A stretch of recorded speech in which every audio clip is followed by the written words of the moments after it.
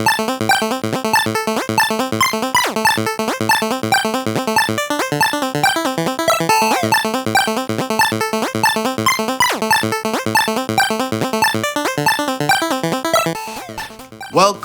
to this week's episode of the Relly and Deli podcast. I'm Relly. And I'm Deli. And this week we're talking about the horror film, The Long Walk. The Long Walk. Oopsie daisy. So yes, The Long Walk is an adaptation of a Stephen King novel. It is directed by Francis Lawrence, who looks like he started off as a video director. Notable video, Bad Romance by Lady Gaga. Oh. Correct. The hell? Yes, he also directed Hunger Games 2, 3, and 4, as well as the most recent one with the, what's that, the Songbirds and Snakes. Yeah. He did that one as well. And he directed Constantine from back in the day, 2005, I believe.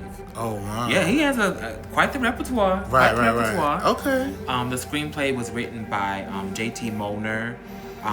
There was nothing on the filmography that we would recognize, that we've seen, but he does have, prior credits. As far as the cast, we had three notable people that I think are from things that we've seen. Mm-hmm. First being Ben Wang from American Born Chinese. Correct. As well as the Karate Kid Legends, which we didn't see, but we saw the trailer enough. Mm-hmm. So, and then we have Judy Greer, which I know from Archer, but she's also from that last Halloween trilogy. Mm-hmm. And then last but certainly not least, we have Mark Hamill, Luke Skywalker himself. So as the Major, so yeah, good times, and one of the most iconic Joker voices of all time as well. Facts. Yeah, very, very true. So yeah, it's a pretty set up situation. Everybody's firing on all cylinders. I say the director, the writer, the cast. The cast, absolutely. And right now, the quick synopsis of the film: it takes place in kind of like an alternate America, where there was a second civil war that basically happened, and about 19 years later, the country undergoes this thing that's called the Long Walk. So essentially, in the film's adaptation, it's 50 young boys from across the country. Mm-hmm. I don't really think that they mention like an age range or bracket. Yeah, the one guy who seemed the youngest, they joked about seeming like he was 16 for sure. Right. And I don't think anybody was like past 23, 25 max. Mm-hmm. I couldn't really see it. But so in this, the movie starts off with like a sense of like this type of propaganda about post-war America, just like the laziness of people, mm-hmm. And to like inspire the nation, they have this long walk where 50 boys walk across the country essentially. Mm-hmm. And the last person walking essentially wins like a large cash prize, and then they can wish for anything. Correct. Anything at all. So yeah, it was a pretty intense film. Also, the day that it came out in America, if you're paying attention, mm-hmm. it came out like the weekend of September 12th, 2025. Yeah. It's a very aggressive and divisive time, especially politically. Yeah. So it was very interesting for that to come out when it did. Mm-hmm. This is your official spoiler alert warning. Mm-hmm. This is a full spoiler review. We're going to get into the nitty-gritty, basically recap and walk through the film, mm-hmm. talk about some intense scenes, talk about some elements, our personal ideas, and then we're going to be rating it ourselves based off of the 4 categories: acting and dialogue being 1, sound design being the 2nd, cinematography being the 3rd, and then overall story idea and concept. Absolutely. So, this film, right off the bat, also, trigger warning right now. Strong themes of gun violence. Yeah, okay? For sure. And, so when the movie starts, they start and basically talk about you're going to undergo this walk. They are walking. Now, this is a book adaptation. Stephen King said that he will not make the film, he will not allow the film to be made unless they showed the gun violence. And for the longest time, that's why this movie was deemed unfilmable. Yeah. Because it was just too much. The subject matter, the violence, and then the fact that all this is happening to really young people. Yeah. I think that was really, all those things combined just really was like, this is an unfilmable, situation. Until now. So Until I guess now. We're here. We're I doing mean, it now. for better or for worse, and I have themes about that. But I have some ideas on that. But yeah, they tell you that you're gonna walk. They gave them specific rules that had to be enacted. Trinell loves rules. I love rules, regulations, structures, things you cannot break. I love a good, I don't know what that is. I'm gonna dig into that later in life, I guess. I don't know. But yeah, I love when there's a certain amount of rules or things, parameters. Yeah, I live for it. I kind of can, but I'm necessarily not here for it because when I hear the rules, I see me breaking the rules. They are tough. And I'm just like, I can't. Oh, so, the rules in general or the rules in this? In anything. Okay, whenever you give me rules, whenever I watch a certain something in a horror or whatever, and they're like, so these are the rules so you don't die. My initial thought is like, I would never be a part of this. And see, I feel the opposite. I think that's really what it is. I think there's a certain safety to me in rules because I'm like, well, as long as I follow the rules, I'll be fine. And that goes to both of our points of view because my thing is, rules are things that people can use to bend and manipulate, and you gonna fail, bitch. And I'm not getting killed. So I'd rather just not be. If it's something that's like, okay, so yeah, you can do this thing. Now, in order to not die, you just simply have to, girl, leave me out of it. Yeah. I want no parts. Yeah. It's entirely too much. And once the second you start breaking down, like, just so you don't die, make sure that you blase. Yeah. Hang it up. And I don't want no parts of it. They started talking about you're going to give you your ticket. Yeah. Spoiler alert, the ticket is a bullet to the fucking head. Right. And, yeah, it's very crazy. So in the book, it was 100 young boys from across the country. Okay. They start off from one point. There really is no end. Right, because I imagine if they ever got to like the quote-unquote end, they would just turn back and go the other way until they... Right. Because the whole thing is that there can only be one winner. That's one of the rules. Right. There can only be one winner. Yeah. This was such a difficult movie to watch. Being somebody that lives with like a disability, I've had bad feet my entire life, had reconstructive surgery to both my feet, have screws still in my right foot. Watching them walk for the amount of time that they walked in this film, I felt physically ill. Like, it was very crazy. So in the book, it was 100 of them walking, and they had to walk at 4 miles per hour. Wow. Bitch. Yeah. For those of you, if you're listening to this at the gym, or even if you're not, the next time you go to the gym, go on a treadmill, crank that bitch up slowly to 4 miles an hour. We don't want you to get thrown. We don't want Don't you to get do thrown. it if you can't do it. Yeah, ease yourself up to 4 miles per hour to see what that's going to be like. I think that's going to be a bit of hell. Absolutely. I was able to do fresh, waking up, going straight to the gym, rested and everything. I got about 30 minutes at 3 miles an hour. And the movie's pace was reduced to 3 miles an hour for it. So, yeah, I got 30 minutes. They would have killed my fat ass very quickly, very easily. There's no way I would participate.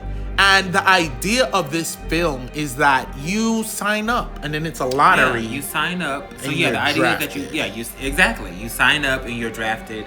They have a couple of lines where they say, "Is it really voluntary?" Right. Because it's kind of like if you don't do this and win, then you're like kind of doomed to a life of like poverty. Beyond.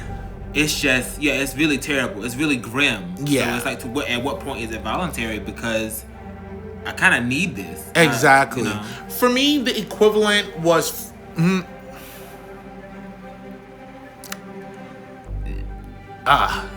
I'm gonna say it.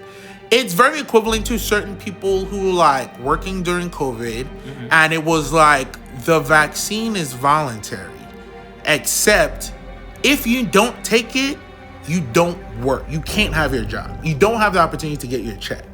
So you're staying at home and you're going to be in poverty. And it was like, yeah, you could choose not to do it.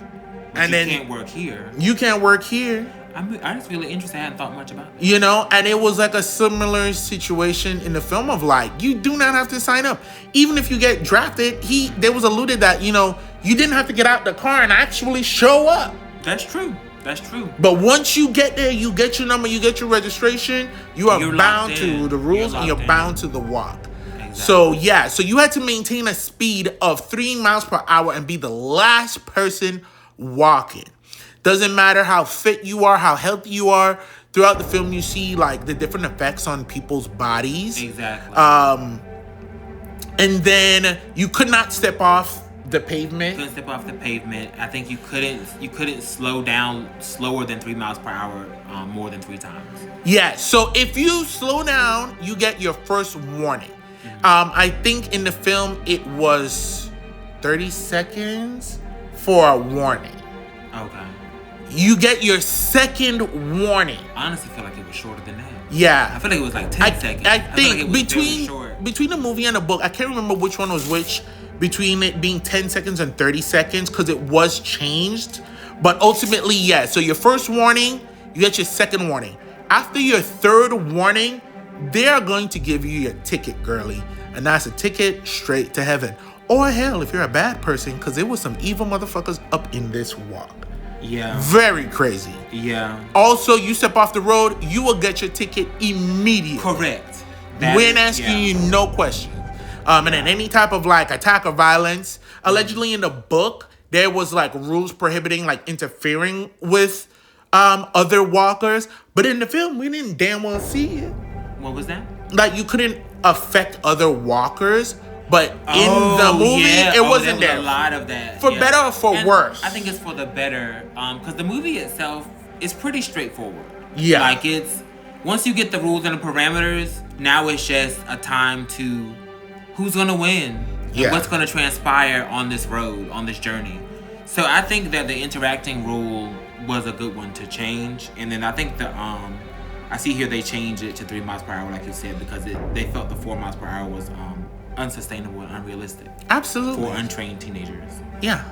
It does say 30 seconds warning threshold for the book, but I think it was even shorter in the movie. Yeah. So if it was 30 seconds for the book, then it was like 10 for the movie. Yeah. Crazy. So crazy time. Once you got a warning, you could clear that warning off if you walk for an hour straight without breaking like that 3 miles per hour situation. Right. So that would drop your warnings off. So it's kind of like a rinse and repeat situation. If you got to your third warning, you had 3 hours at speed. Straight, 3 miles per hour. Or faster. So another something that we want to talk about. So the story follows really Ray Garrity, who is dropped off by his mom in tears, Judy Greer. Yes. Scream queen, icon, legend, mother. Amazing. She's really amazing. She gives me Leslie Mann energies in a different way. Particular power 3 that I would love to see. I don't know who's the third right now. I don't know. But she's amazing. So she drops her son Ray off, and he goes. He has his reasons for doing the walk. She begs him not to go, begs him not to get out of the car. So when we get there, we see him with an entire band of new people. Peter McVries, played by David Johnson, is in the film. I think this is really like one of his biggest breakout roles right now. Ben Wang is Hank Olsen. Let's see. Yeah. Who else I would say was like the main? Those are like the main. Actually, I'm missing someone else. I would say Billy. Billy's the main. He was the one that was really fit. He was District 1. Yeah. He's given District 1 and Gary. Gary was a big antagonist. Right. Absolutely. Charlie Plummer. Yeah. Girl. Yeah. And I feel like, and also Pearson. Yes. Oh, Pearson. Yeah, Thamila. Yeah. Humlawana. Sorry, Pearson. So sorry if I'm mispronouncing your name. He was another person very integral to the story. Yeah. So they start to walk. They get their ultimate group collective. Yeah. You get called up. You get your number around your neck, your placement. Now, people showed up with different things like food, these little pellets and rations, these tube foods like MREs. You have water. The Yeah. trucks that are driving by with the armed militia, Yes. do provide you with water. They do provide you with water upon request. Upon Just request. water. And Canteen, I have to yeah. keep, well, not really keep, but I had to realize that they were not going to be stopping at all. Oh, You know, at this point, I'm like, they got all this stuff. I'm like, oh, I guess they're going to, my mind, terrible. I was thinking, oh, they're going to walk during the day and they'll sleep at night and then they'll get back up and walk again the next day. I don't know what I was thinking. I don't know why know. I thought that, but it was more so just like open to the idea. And I mean, well, let me see what it's going to be. Right. So, but that was not the case. So they all come with their provisions and tools and backpacks, which helps, but also is a hindrance because that's extra weight. You know, Heavy as hell. It's very much that the more you pack, the more, the harder it is for you to walk. So, yeah. Yeah, egregious behavior. And essentially, they start walking, and everybody starts to like basically come out of their shell and start to talk about this story. We have one young man who is walking and writing a book so he could tell the story of the long walk, which no survivor has ever done. So people really don't know all of what's going on or like why the people do it or like how they feel in the walk itself. Yeah. This is televised and at different stops, especially once it wheels down to like the final 3 or so people are coming out of the town and they're like stops along the way so that they can see exactly who they are. It's a spectacle. It's an event. And yeah, people are, even in the early spots, because it's like they're walking through the worst parts of the world. And they're in one particular state, which is Ray Garrity's state. Yeah. And so, each boy's from a different state. But yeah, it's just really interesting. It's kind of like a spectacle, it's a big deal because people are just sitting on the side of the road just watching you walk. And it's like, should you be watching this? You kind of, should you be watching this? It's kind of like I don't know, it's kind of like a massacre.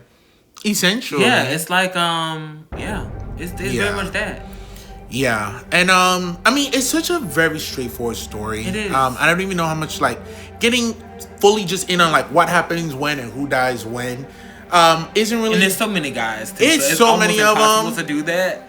But we could definitely talk about like some high points, some things that really stood out to us. Absolutely, I would say Ray Garrity goes, and for whatever reason, he's kind of like known. Like some of the people that expected him or heard about him, that he was drafted. One girl came on the side of the road and was like going crazy over him. Which in the book, he apparently had a girlfriend, which was not brought into the film. Right. I mean, it is his home state, so they would. In that way, they would kind of be looking for him. Got you. Yeah. So, yeah, and it was just really intense. Ray basically has his own reasons for coming because his father, Mr. William Garrity, who actually is Josh Hamilton, who, if I'm not mistaken, is from American Horror Story Coven season 3. That is him. Renard. He fell in love. Yeah, you in love with that witch. That part. Icon. Even though you shot up all the black girls. Yeah. Very crazy. Yeah. I mean. Very crazy. But in this, he's a sweet old... different story for a different time. For another time. In this, he's a sweet old... In this, he's a sweet old man who's just trying to raise his son with his wife. But he's very much like... So we learned that music and movies and books are banned. There's a lot of taboos and things that are not banned unlike in this today. dystopia. Ooh. Yeah. Well... And... Basically, it just gets out, he's been running his mouth telling people we got all these books and stuff. Yeah. And, the major, Mark Hamill, shows up. He's like, bitch, I heard you got them books. And he said, girl, what? Yeah. And he was like, get your ass outside. Dragged him outside. Brought his wife and his son out. Yeah. In the book, he was just taken away. But in this, you get to see that the major kills him. He gives him an opportunity of like, you can really just... Renounce all these taboos. Renounce this, hail me. Yeah, exactly. Pledge allegiance to me. To me. And you could live. And he said, bitch, I would never. And he said, no, you could never because you're dead. Exactly. Shot him. Immediately. And it was very sad. It was sad. It was very sad. And it's that thing where, he's been kind of... Him and his son, Ray... They were very close because of this. And that happens. Your dad or your parent or your parental figure teaches you these little things. Especially if they're like not necessarily secrets, but they're like things that the average person doesn't have access to. Right. Or things, I think that kind of made it, or elevated it, made it even more special. Yeah. Because these are things we're not supposed to be doing. We're not supposed to be reading these types of books. We're not supposed to be listening to music. A record player on the phonograph. Yeah. You know, very much that. But yeah, so that is Ray's motivation for going, because, yeah, this is spoiler review. So yeah, his whole thing is that he's going to go, he's going to win, and for his wish, he's going to wish for one of the guards' guns.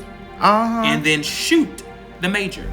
Shoot him. Who killed his father. Right. In cold blood. Which I think it was raining, which it always is. Yeah, absolutely. It always is raining when someone's been killed. And you know, we get to see like his story evolve. He goes through, makes friends. Peter McVries, played by David Johnson, becomes sort of like his best friend. Yeah. And truly an emotional love interest. This film was kind of gay. It was kind of gay. I think that's something that happens. We're going to talk about another movie that's kind of giving that too. I think something about when you just get a bunch of guys together. I mean... And then somebody's bound to be... Yeah, but... Yeah. I read excerpts from the book. And he was openly... I mean, I feel like in this it was pretty... I mean, they were showing clear. Each other's dicks and stuff like that. Oh, in the book? Something like that. Of the sort. Of the sort. I didn't fully read it. But I heard... It was very gay. And I honestly... guys together. Something crazy's bound to happen. Yeah, it's like you could tell that there was like an emotional relationship brewing between Ray and Peter. Oh, that's sweet. And their bond together really gets one of the two to the end. We'll talk about who a little bit later. And then there was just like a really strong focus on like, you got a girl, what are you gonna wish for? Hank Olsen, played by Ben Wang, honestly wasn't too fond of the character. Just wasn't. But you know, I think it made up for it in the end. Like, he was definitely trying to put on. His character was kind of combined with another from the book. Actually, the character was replaced, and the character who had a wife, the wife was given to his character. Okay. So, like, he's talking about, like, I'm gonna wish for, like, 800 women. That's one of the funniest parts of the movie. Like, talking about his wish, and then you're like, well, girl, you're gonna be a millionaire. Don't waste your wish on, like, 10 beautiful women. Right. He's like, I don't pay for it. Exactly. They're like, well, girl, if you wish for it, somebody gonna have to pay the girls. Won't be me. That was essentially his plan. So it was just very interesting. But, you know, the topic of like, who you got waiting for you? You got a woman, you got a girl, you got a girl. And the way that Peter specifically said, no, I ain't got no girl. I'm like, ooh. Yeah. I love the way he did that. I love the way that was done. Where it's just not it's not hitting you over the head with it. He says what he says, and everybody literally goes, oh. You know, they give that, okay. Right. You know, you got it. You got it. Sometimes you do hit them over the head with it. But with this, it was, you know, it's based off of like World War II, and like around that time is when he wrote it. So I understand it being a little bit more tongue-in-cheek. I think the film is even more tongue-in-cheek than the actual book. A little more subtle, yeah. Because like he definitely talked about like, you know, physical pleasures within the two of them. Yeah. So yeah, but it's crazy because like online and on Reddit, a lot of people just like, this movie, they're not gay, man. And you know, that's the thing. I think a lot of if you're not looking for the subtext, or if you're not even looking, if you're not open for the subtext, right? Which us as gays we are, obviously. I mean, it's our life, so it's easy for us to pick up on stuff like that. But there's a lot of movies like that where these straight guys are just not picking up on it. They're like, that's not true. Like, no, that's not a gay character. Correct. But yeah, like, girl, that's all it is. What are you talking about? But anyways, that's how they used to do movies back in the day. They had to for like survival and all. You know, if you know. Yeah. It's very much like, you have to interpret it. That's a whole sister. So, yeah. Anywho. Yeah. But yeah, so their relationship, they basically are helping each other out throughout the walk. You have Charlie Plummer's character. What hell's his last name pronounced? Gary. Is it Barskowitz? Charlie Plummer. Oh yeah, Barkovich. Yeah. This Barkovich was crazy. Gary was crazy. Oh my goodness. There was this one little sweetie child who wasn't doing anything to anybody. Wasn't. So Barkovich just decided to ump the amp up the homophobia. Yeah. Mess with this kid. Yeah. And gets him killed. Yeah. Because they made him slow down more than 3 times, right? Yeah. And then he spun around, fell down, thinking like hurt himself, and he just couldn't get up. And then they killed him. They did. And then... Was that the first kill? No. It wasn't the first one. I don't think so. I think it was the second. The first kill was the little young boy, the 16-year-old who thought he could do it and could not. Couldn't. He was first And that's the worst thing. And I will go on record to saying this. Oh, maybe I shouldn't. I will. Too late? I would probably try this. I think I would you try this. You absolutely would, sweetie. I would. Because I don't know. I'm such an optimist. I believe in myself. And yeah. But yeah, he did get that boy killed. He got that boy killed. Y'all hear what I deal with. Yeah. You would try this. And I know in it. This scenario, of course, yes. I knew you would. And watching it, there's nothing I would rather do less than even be out there for this walk. This shit was insane. All day, all night. All day, all night. You had rain. some people, like one guy had a rock in his shoe. Yes. And then stopped to take off his shoe, couldn't get it back on, had to tie on his shoes. Now, girly, if you don't know how to slip your shoes on and off without untying them, you should have never came to this walk. You need to do this, you should be training. That's the thing, and that's the thing, they're untrained. You just really get up and get. You know you signing up. You know you signing up. So you what should are you doing? Be training for the walk. That's so smart. Like, why not train? And I feel like that's that's what Billy was giving. Yeah, and Billy then was giving train, but then his allergies. Some things still happen. You could prepare. You can't prepare for everything. But like little things like a rock in my shoe. Yeah. You just buy new shoes. Well, you can't buy new shoes because you're poor. That's where you're risking your life. Exactly. I don't know. This is why I would be at home. It's a lot. And a rock in your shoe is a minor inconvenience, but if you're walking non-stop at 3 miles per hour, that's brutal.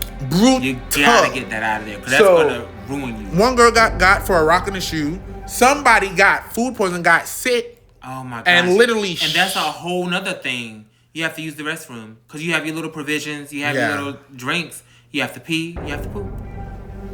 And he got bad diarrhea. Literal hell. Literal hell. It was terrible. There's absolutely no way. I love the gossip line because it was like a gossip line because there's so many. Oh yeah. So it's like as they're going, they're kind of building these friendships, and it's like this kind of like community. So one of them comes back to our main group of 5 or 6 guys, and he's like, "Have you heard? Up ahead, so and so's got diarrhea, and it's terrible. It's hell up there. You better watch out. You don't want to step in that. Yeah, you don't want to step in that. Ruin your whole trip. So yeah, it was a bit of a gossip line, but it was. And they were and he tries to stop and just. God. It's very crass. It just takes hold. But he's like, I can't walk, and horrible. It's terrible. And then you got somebody who was so zoned out, they were sleeping on their feet.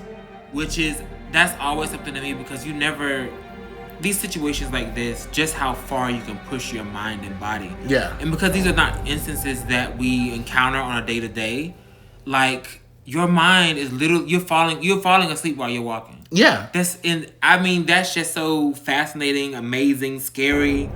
Just how much the human mind is capable of. Yeah. I thought that was genius to be like, y'all, he's sleeping, walking, and a few characters do that. Yeah. And it's like, I was dreaming about so and so. I know you've been asleep. You've been asleep. But you've been walking. Yeah. That's crazy. They had smart tactics they would clock up at you had to walk 3 miles an hour. They would do 3.6 and maintain a higher. So even though you're burning more energy now, you're already acclimated to a faster speed. Yeah. So they're all right, let's crack down a little bit to 3.1. Yeah. So we can ease up and get some rest. Right. And not be maxed out. That's insane. So yeah. We also had some horrible scenes there was an incline, and it was at night, and they were so this is where a lot of you bitches gonna die. Yeah. They were what? They're this a hill. So the 3 miles per hour compared to the hill really had them clocking at 1.7 maybe. Yeah. They were crawling, and they're super tired. They're having to basically run up the hill. Yeah, you have to because you're not gonna be able to maintain what. And I think this was the second night. Yeah. So I think at one point, maybe by the end of it, they had to walk over 350 miles over 5 days nonstop. Yeah. For those of you who know me, which most of you probably do. The level of anguish, y'all remember, y'all know me on my feet. Yeah. I would just feel like hell. I would die. There's no way on earth I would even do this. The only way I would do this is if they were like, hey, even if you lose, you get like thousands of dollars, and my family was like really poor and like bad off, then I'd be like, at least we could cash in like a $50,000 check or something. Yeah. Cause she not gonna win. Yeah, that would be nice that if anybody who entered at least would get something. But no, that definitely was not the case. It was just the winner. You had somebody like halfway through loses their mind and tries to like run into like a grocery store. Yeah. Shot before they can even touch the door handle. Yeah. Yeah, you have the Four Musketeers where like the initial group was together and they were trying to band together. Yeah. But of course, like slowly they get picked off. You have outside forces, people that are outside the Four Musketeers that are constantly antagonizing. Mainly fucking Gary. He's just so socially awkward. He's a hot horrible. They was getting Berkovich together. They were like murderer. Yeah. Yeah. And then that was was wearing on him.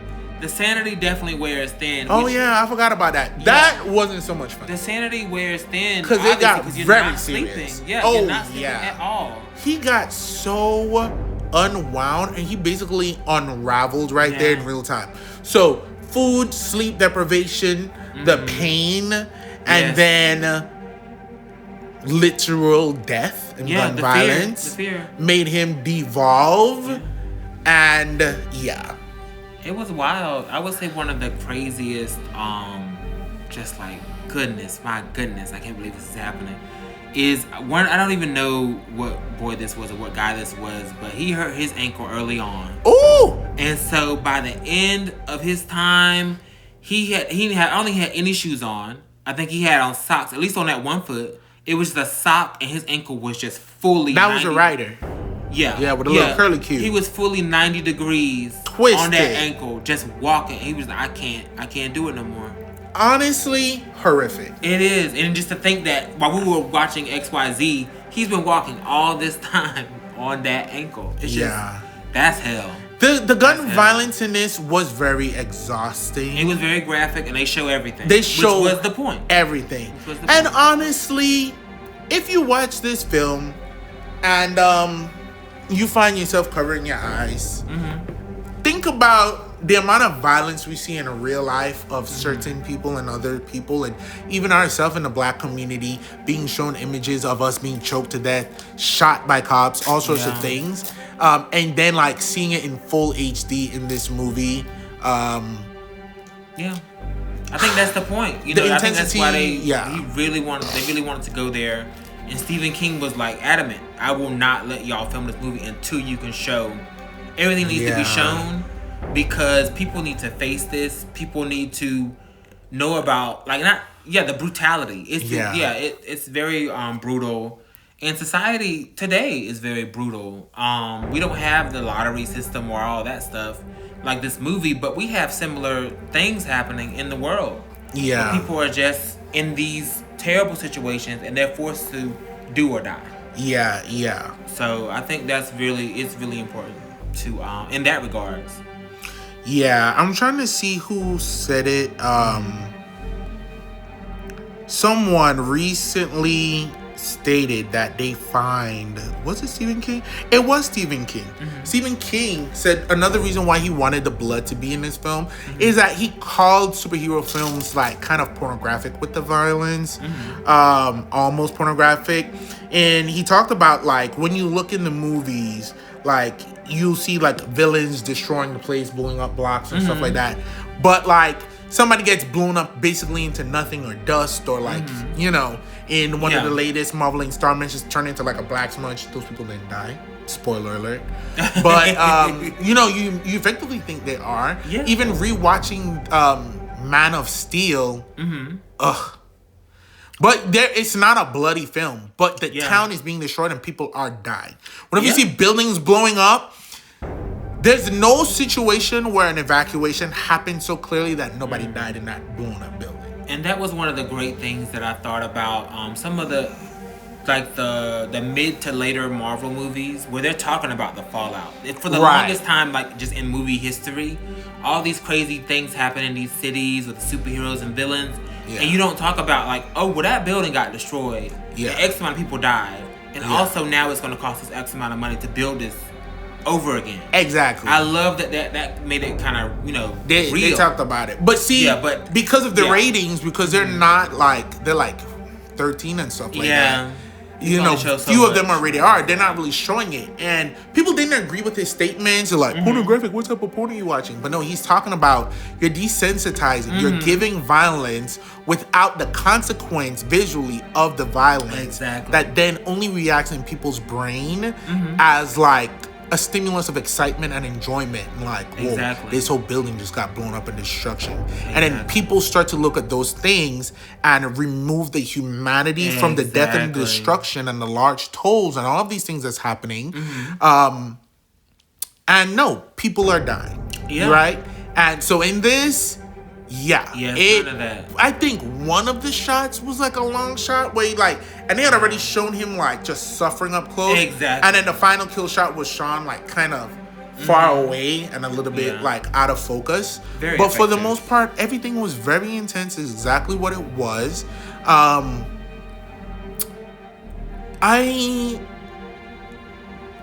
actually don't want to say who survived in this film. Okay. I gotta leave something for the girls. Yeah, it's different from what the book is. That's what I've heard. And I will say, watch it. I was very stressed out. Yeah. I was very stressed out. Yeah, it leaves it open because you get stressed at the end, and then whoever wins. Whatever they do, and it's just like when that final wish happens, you're like, wow. Yeah. And then it's up in the air how you interpreted what happens after that. That part. The way I live, if I don't see you die on camera, you never die. I believe in happy endings as much as you're gonna give me. So I'm not gonna write in some alternate ending that was negative. We saw what we saw. We got what we got. And that's what we got. And that's all I have. And nothing else. But I completely agree. I did scream 100%. You're gonna talk. One of the saddest things is like Ray put himself in this walk because his dad chose to disobey the major. He could have, the conversation of like honor is very strong because his dad could have just been like, I pledge allegiance, and then maybe lived. Yeah. And then, then you wonder about the dynamic. What does that look like for Ray? Right. And I think that was the dad's biggest thing. Like, and if the major still killed him, then the last thing you said in front of your son was, I bend the knee, blah. Exactly. So he made that choice. But then Ray goes in, puts himself in danger. Your mom just lost her husband. Yeah. And now you gave her the opportunity to lose her son. Yeah. And there is a certain level of selfishness in that. Exactly. That is just like kind of tired and exhausting. Are you being honorable? Are you being selfish? Or are you being self-destructive? Exactly. Yeah. And is it noble? Is it not? Yeah, Peter didn't really, we get into his story and like his whole family upbringing and everything. And all in all, I think it was a very solid film. It was very heavy, and I think you should watch it. Fun fact, there was a crazy showing at the premiere of this film where they, like, if you went in to watch it, they had no seats, just treadmills. And you had to walk 3 miles an hour. Yes. In order to watch the film from start to finish, which was, I think, was like at least 2 hours, if not a little bit more. Hour and 48 minutes. Hour and 48 minutes, so almost 2 hours. It was just misery. That's all. Listen, I tried it on the treadmill in the gym, and I got to like 32 minutes max before I was like, okay, I need to reduce my speed. Not to mention, in the movie, they had an incline. They had to walk in the rain, walk in the heat. It was tough. Yeah, to go to one of that viewings, if you been to one of those viewings, if you hear this now or in the future, and you went to one of those viewings, Please let us know how that went, and let us how know if was you made that? it. If you made it. And if you try this at the gym, this was 39 minutes. So if you start walking by the time I said, and you stop right about now, you would have been walking for at least 30 minutes. At least. And let me know if you were able to make it for those 3 miles. Exactly. Pat yourself on the back if you were able to make it, because no ticket for you. Yeah, you would have lived. You just needed to do that for 5 days. For 5 days. Very cute. Just a work week. I would never. Horrible experience. But yeah, phenomenal movie. So in our 4 categories, for overall acting and dialogue, I gave it a 7.5. And I really did, because whenever it's a movie that is sort of based on the past, it was written in the past, it really doesn't have a time now. Yeah. So it's kind of modernized, but they did it in a very great way for the majority of the film that makes it like, it could be now, it could be in the 60s. They did a really good job. But just some of the dialogue was very just like good old boy, post-war talk, and, you know, spit my tobacco on the sidewalk while I talk with the fellas, and I'm trying to get back home to my lady. Not my type of vibe. Okay. But overall, a 7.5. Still a 5. For me, I really enjoyed this movie. I think it was very effective, and it made you feel. And I always love a movie that makes me feel, especially if it makes me feel uncomfortable. That's all. That's bonus points for that. Oh. But because I feel like people need to sit in those things. Yeah. But acting and dialogue for me, a 9. Oh. I feel like the acting was really good. I mean, the mom, the boys, the guys, they were really going for it. Mark Hamill, it was just great all around. Yeah. And they were very believable. Very believable. Yeah. So that goes a long way in my book. For sure. Yeah. Sound design, overall, I gave it an 8. There wasn't anything wrong with it, but it wasn't. With this film, it really was just like the sound of the street, the sound of them walking. Yeah. The music, I feel like, was to a minimum. But like, it was very heavy and intense. I think it went on for a while before we even saw the title card of The Long Walk. Yeah. And that was jarring to an extent. And then like the gunshots, it was a lot. It was very effective, and it was very uncomfortable. But I give it an 8. Yeah. I gave it the same for sound.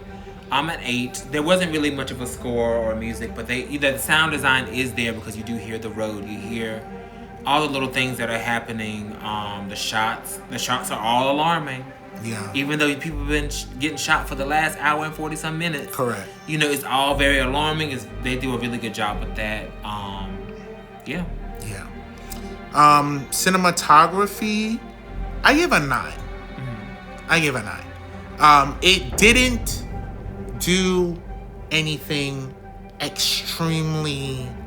It's not that type of film where it was like revolutionary or like special effects or anything, or crazy upside down shots or anything like that. Right. But couldn't ding a point for that because it was exactly what it was supposed to do. Seeing them walk through the country, seeing just like the shots they took of them going bold and showing the violence. Because, I do think, like, damn if you do, damn if you don't. People are getting desensitized because they either don't think it exists. Maybe they're getting desensitized because they're seeing too much of actual violence. I don't know. But I do think that, like, if you're just gonna play around with guns and show people getting shot, a lot of the times in these films, they like make it seem very clean. No, bullets eviscerate and destroy people. Yeah. And when you understand that, it's not just like a little pew and they get hit and they fall back. Yeah. And like nothing. No, yeah, these are not kiddie games. These are not running around the backyard. Yeah. Pew, pew. No. I give it a 9. Yeah. I'm actually going to rescind my last thing for the sound. I'm going to give that a 9 as well. I'm just reflecting over like just how violent those gunshots were, just the sound of them. Yeah. That's a 9. And as for cinematography and visuals, I completely agree with you. There's no like fancy, crazy shots. Most of the shots are from the front of the walkers. So you're seeing faces. Everybody's walking. But I think that was to the betterment of this movie because you don't need any fancy shots. Yeah. It really helps it to stay grounded. Yeah. And it really feels like you're walking with them. Yeah. You're seeing people on the side of the street. You're seeing somebody getting shot. You're seeing the faces of these people. So I'm giving that a 9. Facts. Real life. And then story, overall, I give a 9.5. And it's sad to say that a movie that was written however many years ago is still quite relevant today. Yeah. And when you look at the themes talking about like war, rebellion, patriotism, camaraderie, gun violence in the country, poverty, censorship, and homosexuality, it's still very relevant. It is. And the changes that they made were minimal. Really just logistically to taking it from 100 people to 50 makes sense. Making it not 4 miles an hour to 3 makes sense just to make it like easy to do. But it kept the heart and the root of the story. And I think it's very impactful. And I think people should watch it. Especially now. Yeah. I agree. So I give it a 9.5. I give the story a 9 as well. Story's great. Y'all know they set up the parameters for me with the rules. Love that. The ending, one of these stories like this, the best thing is like the ending because you're anticipating it the whole time. Because who's going to win? What's going to happen? What are they going to wish for? What's going to go down? Yeah. So I think they stuck the landing in this so that it was just a really solid story. And you really get to learn these characters as much as you can.